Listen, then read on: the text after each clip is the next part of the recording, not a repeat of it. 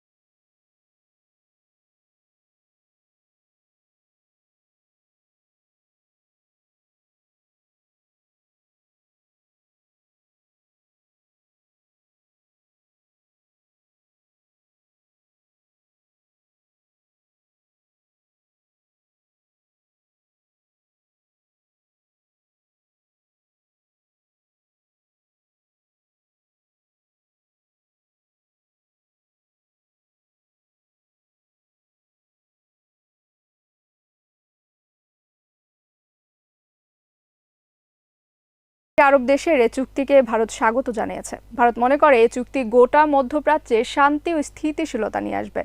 Saudi আরব ও আমিরাত ভারতের এই অবস্থানকে সমর্থন জানিয়েছে। আবার ভারতকেও নানা দুঃসময়ে এই আরব দেশগুলো নানাভাবে সহায়তা করেছে। ভারত যখন কাশ্মীরের বিশেষ মর্যাদা বাতিল করে গত বছর কাশ্মীরকে নিজ মানচিত্রে শামিল করে নেয়, তখন সৌদি আরব ও আরব আমিরাত ভারতের এই সিদ্ধান্তের পক্ষে বলিষ্ঠভাবে অবস্থান নেয়।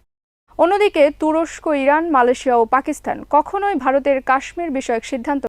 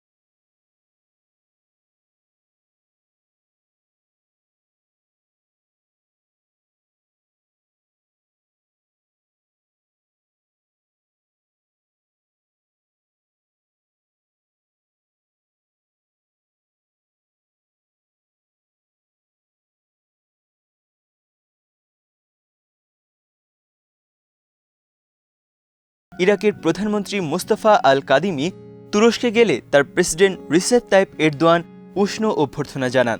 তুরস্কের সাথে ইরাকের তেল ব্যবসার সামনের দিনগুলোতে উচ্চমাত্রায় পৌঁছাবে বলেই ধারণা করা হচ্ছে।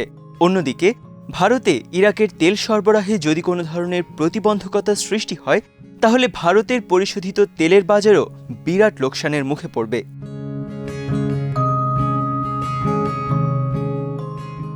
বিশ্ব পরিস্থিতি যেভাবে পাল্টাচ্ছে, নিত্য নতুন জোট ও মিত্রতা যেভাবে প্রতিষ্ঠিত হচ্ছে, তাতে ভারতের চলমান একপেশে পররাষ্ট্রনীতি নানা জটিলতার মধ্যে পড়তে যাচ্ছে। সব ডিম এক ঝুড়িতে রাখার ভারতীয় নীতি খুবই ঝুঁকিপূর্ণ। তুরস্ক নেতৃত্বাধীন দেশগুলোর বাণিজ্য সম্ভাবনাকে অগ্রাহ্য করে ভারত যদি যুক্তরাষ্ট্র ইসরায়েলের সাথে ঘনিষ্ঠতা বাড়ায়, তাতে ভারতের জন্যই বরং বেশি ক্ষতি নির্ধারিত হবে।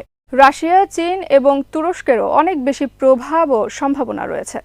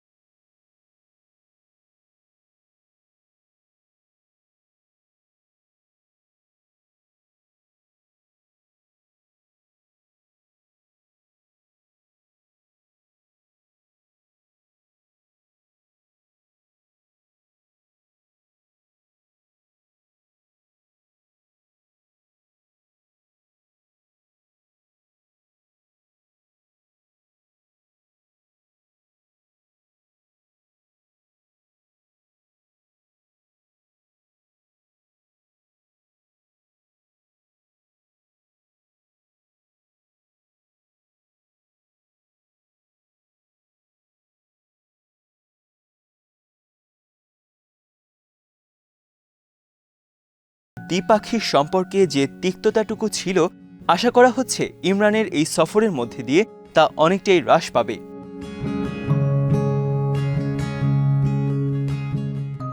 আফগানিস্তান থেকে মার্কিন সৈন্য প্রত্যাহার ও দেশটিতে তালেবানদের ফিরে আসা এশিয়ার রাজনীতিতে বড় ধরনের প্রভাব ফেলবে।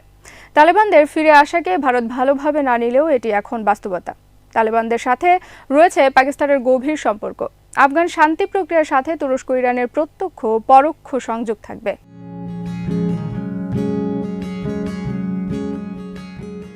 যতই শান্তি আলোচনা হোক না কেন, তালিবানের সাথে ক্ষমতা ভাগাভাগি করে নেয়ার বিষয়টি রাজনৈতিকভাবে এখনও আফগানিস্তানের জন্য বড় সংকট। আবার যুক্তরাষ্ট্র যেভাবে শর্ত সাপেক্ষে সেনা প্রত্যাহারের ঘোষণা দিয়েছে, তাও খুব একটা বাস্তব নয়। তালেবানদের সাথে কোনো শর্তকে জোর করে চাপিয়ে দেওয়ার অবস্থাও যুক্তরাষ্ট্রের নেই।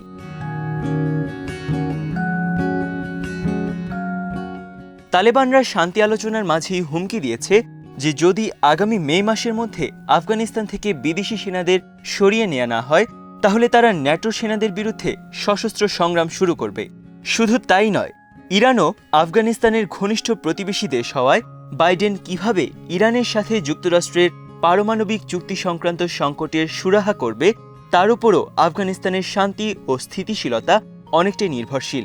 আর এবার যদি যুক্তরাষ্ট্রকে তেহরানের সাথে কোনো কার্যকর চুক্তি করতে হয়, তাহলে তাদেরকে রাশিয়া ও বেইজিংকেও এই প্রক্রিয়ায় সম্পৃক্ত করতে হবে।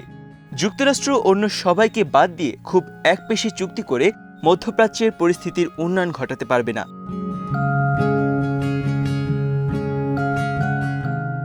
এক্ষেত্রে আফগানিস্তানকে ঘিরে যে নতুন মেরুকরণ ঘটছে, তাতে কার্যত ভারতের কোনো ভূমিকা নেই। একসময় ইরানের সাথে ভারতের ঘনিষ্ঠতা থাকলেও চীন ও ইরানের মধ্যে কৌশলগত সম্পর্ক জোরদার হয়েছে।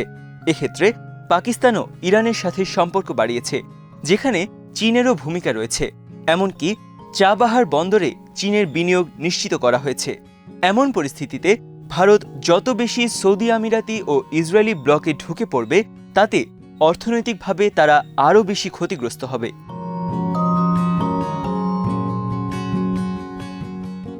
আজ এখানেই শেষ করছি। সবাই ভালো থাকুন, সুস্থ থাকুন আর দেখতে থাকুন ভিডিওস। চ্যানেলটি ভালো লাগলে সাবস্ক্রাইব করুন। সংযুক্ত থাকুন আমাদের ফেসবুক পেজে। আল্লাহ হাফেজ।